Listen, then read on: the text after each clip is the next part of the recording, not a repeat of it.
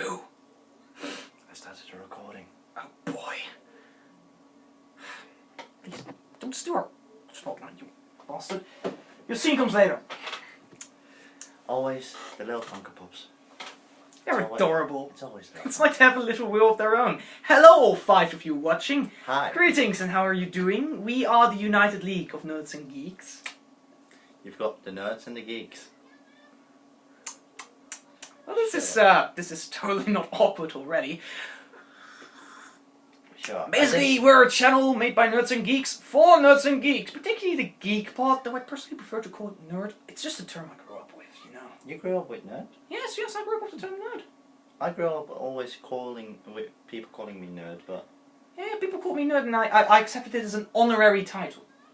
And then suddenly some people a few years later came and they were like, yeah, it's geek. When you're into pop culture, you're a geek. And I was like, no, geek sounds incredibly stupid. I think it depends. In general, it's like geek are like, we like the same things, but less... Why are we discussing words? Sure. Actually, it's a word feud channel. Since when are we... Wait, no, not word feud. You don't play word feud, Quinn. No, you play Scrabble. We've been incredibly rude, by the way. We haven't even introduced ourselves yet.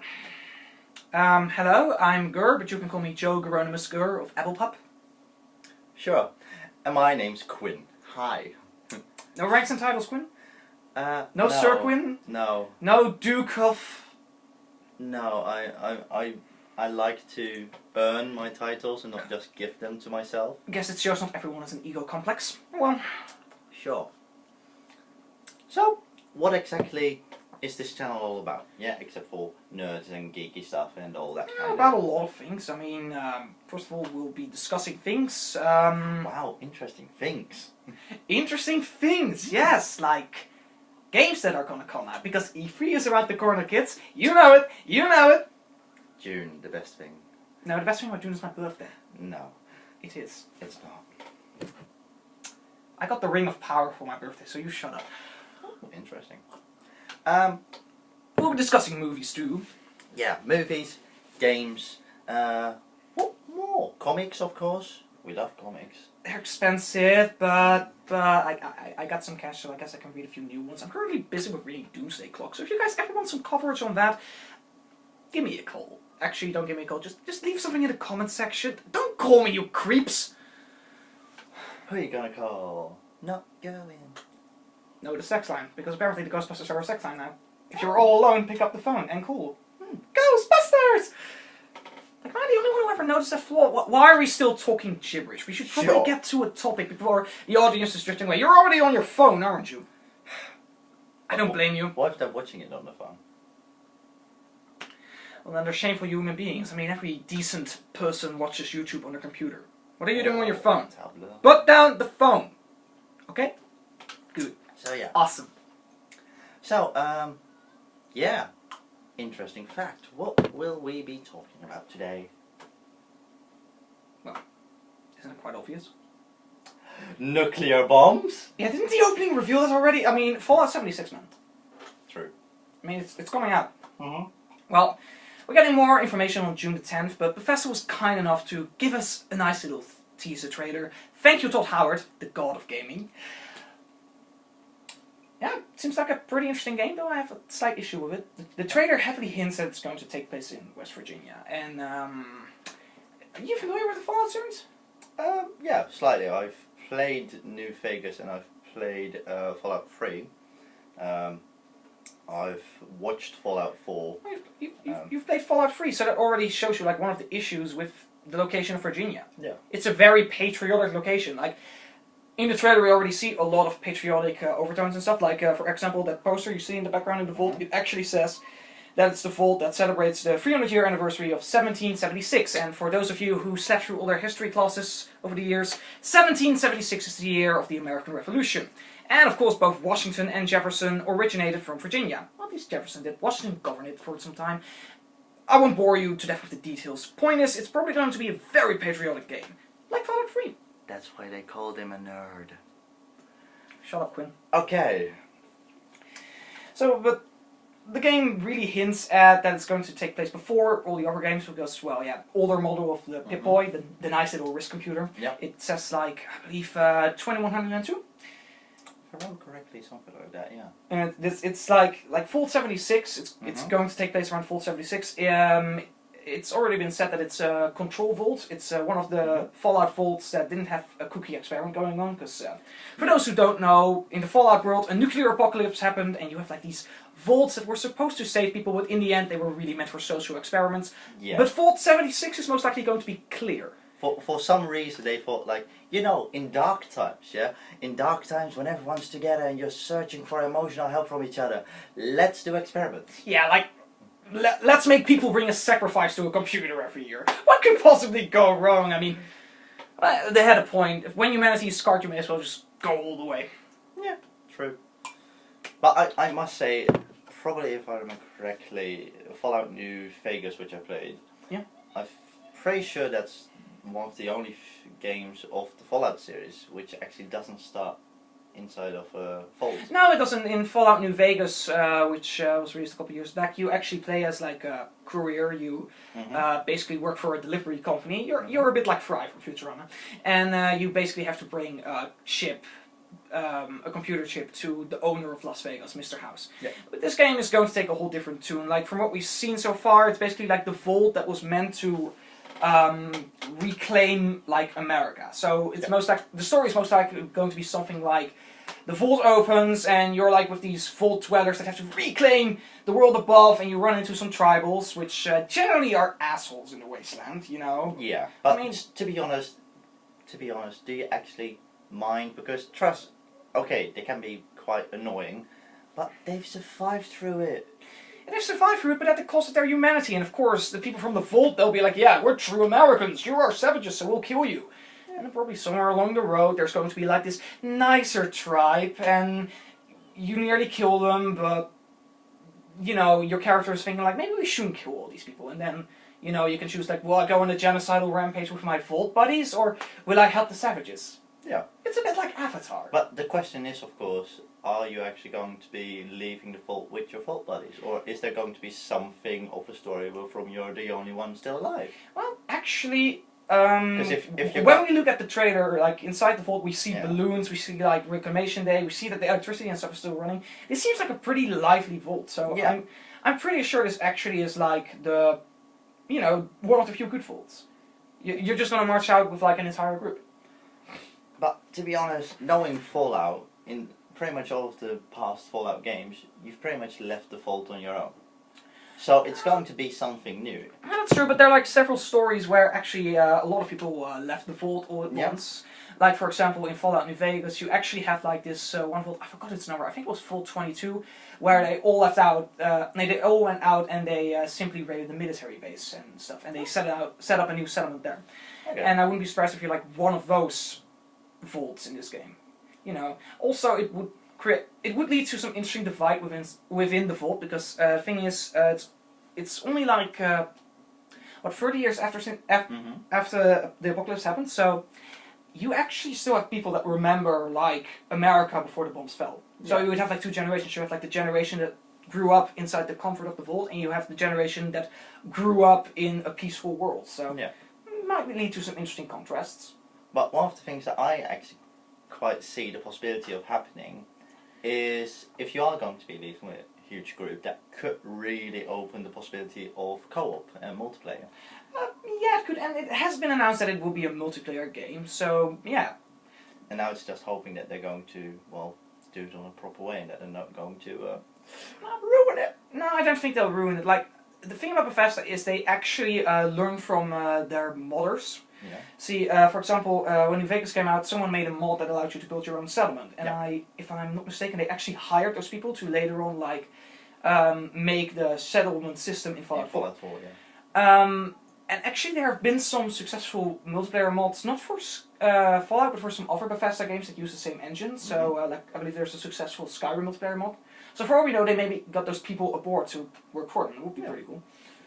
You know? Well, knowing Bethesda, they do often, they look at their community and they listen and they do try and do what they need. Well, they don't always do that though, because on the topic of mods, have you already heard the news? There've been rumors that free modding is gonna go. Like you now have to use the Bethesda creation service to actually get the mods for the games, and you have to pay for them.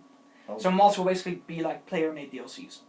Okay. But That I believe those are sounds only unique. rumors, so like we don't have to suspect any. We don't have to like take anything certain yet. Hopefully not. No, well, we'll figure out more June 10th, because then is Bethesda's panel on E3. Mhm. Then we'll hear the holy Todd Howard speak. Yes. Please, Todd, bless us with all your Howardness. Nicely said. Nicely said. And people wonder why I don't have any friends. Sorry, what were you saying? Nothing. Nothing, buddy. Nothing. So yeah, yeah, that is Fallout 5. 76. 76. Fallout 76 in a nutshell. Well, what we know so far, of course. We only got like a minute-long teaser. You know? Yeah. And yeah, hopefully they're going to make it a fun game. Knowing Bethesda, it should be good. Yeah, they often deliver good quality games. Yeah. And yeah, I Yeah. think that was a pretty nice description of our expectations for Fallout 76. Speaking of E3, is there anything you're excited for this year? I'm actually always quite interested for the Nintendo panel. Mainly because they have announced that a Pokemon game will be releasing this year or next year. For the Switch? For or the for... Switch. Oh, cool. Which should be quite interesting. And of course, a few days ago, they of course announced that we're going to get Pokemon Let's Go Pikachu and Eevee, which have already been pre-ordered. But yeah, pretty much what that means is it's a Pokemon game. It's not the game that they have already announced. And pretty much what it means is you'll be able to connect it to Pokemon Go on your phone, which should be interesting. People still play that? Some people do, but I think it might get another boost after Pokemon Let's Go. Mainly because you'll be able to switch Pokemons from your phone to the Switch and the other way. And probably one of the things that I'm really enthusiastic about is the Pokeball controller. So they actually have a Pokeball controller which you can use, and for example, if you're going to try and catch a Pokemon in the Pokemon Let's Go, Yeah. you actually like make the throwing movement, and Wait, well, it moves, it vibrates and all that. is it like a controller shaped like a Pokeball, or is Yeah. it just... Yes. That's awesome. Furthermore, you can also bring some of your Pokemons which you have in the game, you can actually also bring into the Pokeball. Meaning if you, for example, would have a Pikachu in the Pokeball, you can just take it around with you and you can pretty much just play with it on the go. So it's actually quite an interesting game, because personally I'm not a person who has internet like on most places. Pretty much, if I have free Wi-Fi or I'm at home, that's why I have internet, but that's it. So I'm actually going to be quite enthusiastic. One of the things that I'm quite curious about is one of the reasons why I mainly stopped playing Pokemon Go for a long while is my Pokeballs ran out, yeah? And I'm not really living in a proper place where from I can just get free Pokeballs. So I really hope that via a system in the game you can get Pokeballs just by buying them in game, that you'll be able to convert them to Pokemon Go. I don't expect it, but well, maybe I they... hope it. Like, maybe Nintendo will go full EA on us and ask us to pay some money for... Well, not full EA, of course, but... Like, microtransactions for Pokeballs. Could be possible. They already have been doing it via Pokemon Go. Yeah, of course, it's a free mobile game, so... Yeah. It's kind of... One of the things, furthermore, which I'm quite curious about, of course, the other games. I've seen the Mario Tennis game. I'm not really enthusiastic about it. And... yeah, of course, a few months ago, the Labo came out, which I'm quite happy about, and I'm actually quite curious if they might be releasing any more of the packets at E3. I actually think they would, because so far Labo's actually been quite successful. I've mainly been hearing positive things about it, and I gotta admit, the Piranha's pretty cool. And of course in the advertisements they got a lot of different other things that we haven't actually seen. We haven't seen in the robot or the first kit, because for example there was something with a bird in the commercial, and of course it hasn't been in one of the sets yet, so who knows. I know I'll definitely be watching the Nintendo panel. Understandable. They're gonna have some good shit then. So, yeah.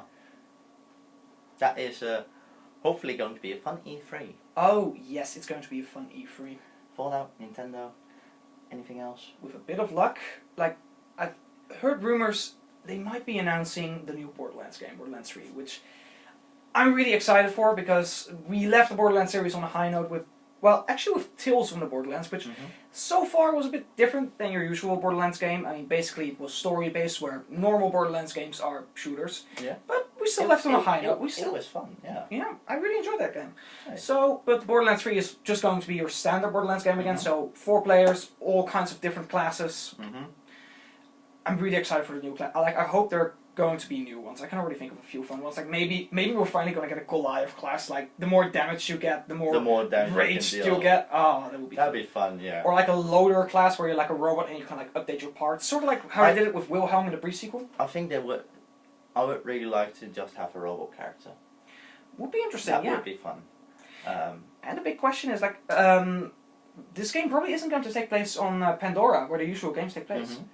And I really wonder where we'll be going. Like, some hints have... there have been some hints in... what game was it again? Battleborn, another game from the same developers, that this game is going to take place on Prometheus, which is a planet that has been discussed before in the first game. I believe it's where the Atlas company came from. If I remember correctly, yeah. The main antagonist from the first game. And the message says also something like, Dr. Tennis, Patricia Tennis, is not what she seems. Tennis is like this paranoid doctor in the game, so she's really nice. She offered to have sex with your character, so...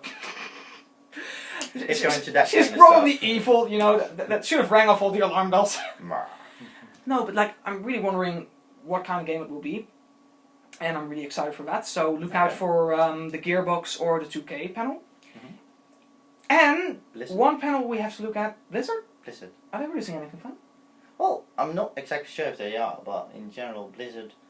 They have good games. Blizzard, they have good games. I never really got into World of Warcraft, but Overwatch was pretty fun. I wonder if they might be releasing something, because in general, one of the things you should probably know about me is I'm quite a big Hearthstone player. I really enjoy playing Hearthstone.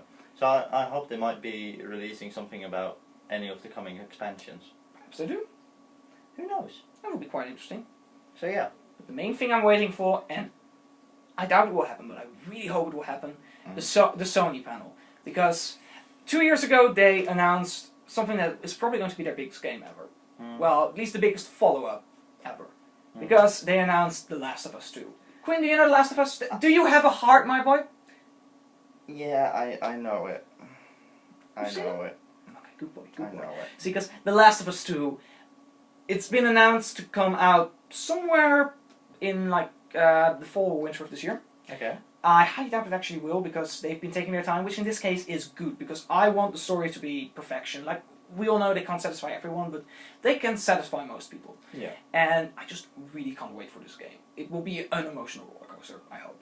Yeah. I hope it will hit me in the right places, and I really hope we'll get a new teaser. And, of course, a confirmed release date. Hit you in the right places, not in the nuts. No. The game didn't hit me in the nuts, no. This is not just that. Okay. That's a story for another time. Oh.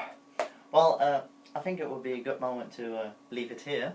Yeah, I think we kind of ran out of things to talk about, but when we upload the next thing, E3 most likely will have come around, so we will have plenty of things to discuss. And until then, stay geeky, stay cool, stay in school. And, wait, don't forget, for the nerds. Oh wait, you already said stay in school. Oh crap. Yeah, it rhymed. Stay geeky, stay cool, stay in school. I think I might make that my catchphrase. Oh. Damn it, I need to find one. Yeah, good luck with that. Well, I'll just see you later. Bye, people. Bye bye.